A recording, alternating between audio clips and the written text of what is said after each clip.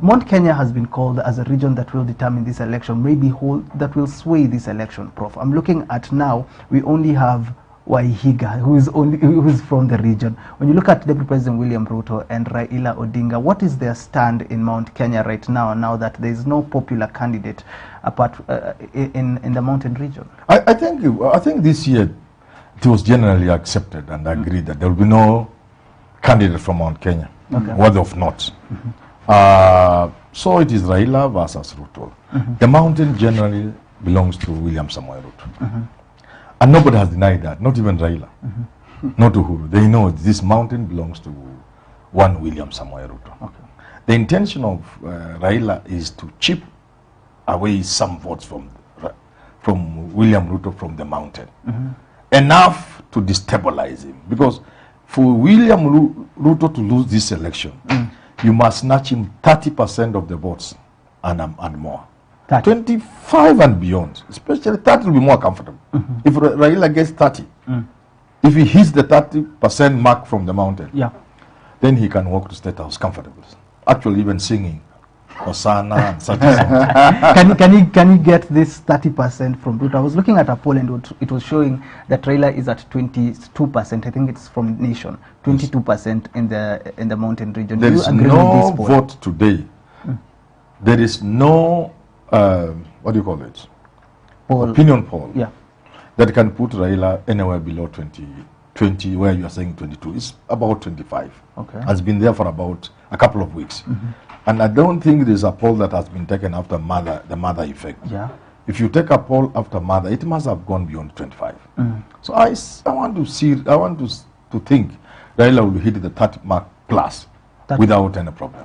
Do you agree with this? Can Raila get to 30%, and this means that Ruto will not get the majority of votes in the Mount Kenya that he needs to win the presidency? I think Professor has shown a realistic path, the arithmetic, as they will say. I think all dreams are valid, but not all dreams are viable.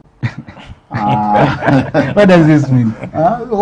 All dreams are valid, but not all dreams are viable. It will be impossible.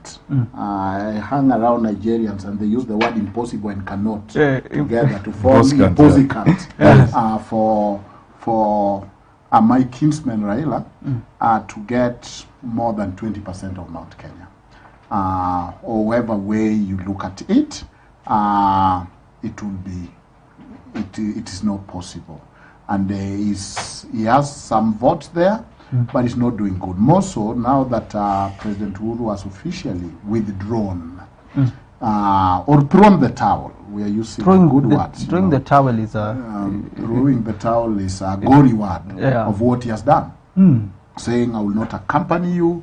I was listening to Kalonzo saying, you know, President, now leave us with Martha. You retire. Of course, you know, Martha campaign, I've looked at him as a baggage. Have you heard Martha talk of Uhuru in any of your campaign? Not really. It's a bad habit. So they look at him as a baggage, and so Jubilee is looking at it and saying, we have rebranded. You know that President Uhuru came with billboards about Jubilee and with his photo. They have escorted people to the to the wedding. They don't have a candidate. It's in Kenya. The crowd belong to Jubilee. You know, it is a patchwork, Niviraka. It's a patchwork of many things. So the crowd mobilization is Jubilee. The candidate is Kenya. The Jubilee party leader is saying, I will not accompany I will do tactful retreat. Of course, that's what they call it. But it's just another word for I'm not helping. But I'm looking at these polls and they are showing 20% before Martha. Does this mean Martha Karua has no effect in the mountain region? My son, let me use that biblical word. When you see in Proverbs Solomon saying, my son, my son, there is no 20%. We have a pulse of what is happening in Mount Kenya. Don't believe these public polls. I have begged the Ruto side to please just bring your polls and just say this, my polls. There is no 20%. It is a narrative. It is throwing something, hoping it stick. The Mount Kenya campaign is not doing well at all, and it is far from 20%. When you Professor is a researcher. If you look at the methodology, you look at the reliability, you look at the sample size, and you look at the data. Immediately Martha was launched, Senior Counsel Martha Karua was launched as the running mate. The next day there was a poll. There was a word that probably was hurriedly picked from dictionary, the Martha effect. Yeah. There is Martha effect. She has energized the base. Unfortunately, not her own base. Prof, where is your 30% coming from? Your 30%. I don't even go by statistics and by opinion polls. Yeah. I have a nose for politics, and I can put my ear on the ground, and I can get the pulse of the nation. He says he has the pulse too. And I rarely get my pulse wrong. Yeah. When I said this in 2017, you said Raila didn't win, but the Supreme Court said things to indicate that what we had finally had some problems. I have a pulse on politics. Raila before 2022, Raila in 2013 and 2017 had a very strong appeal to the mountain, where he would actually on his own get 15%, 20%. The problem was the roadblocks that were brought in his way. And in 2013, as demonstrated in the Supreme Court, even a little gerrymandering with the votes. But he still managed a few things. And therefore, what I'm trying to say, on his own, 2013, 2017, if there was no interference, Raila could come out with 10, 15%, 10 to 12% on his own, of the mountain vote. Now, in 2022, Raila is backed by Uhuru Kenyatta. What does that tell me?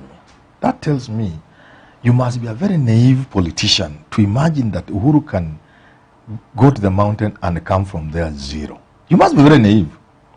You must be very naive to think that Uhuru Kenyatta can get zero. He has zero influence. You see, when people shout the hate to Uhuru, that is true. But that noise does not represent 100%. It is so huge. It is about 80% of the people on the ground.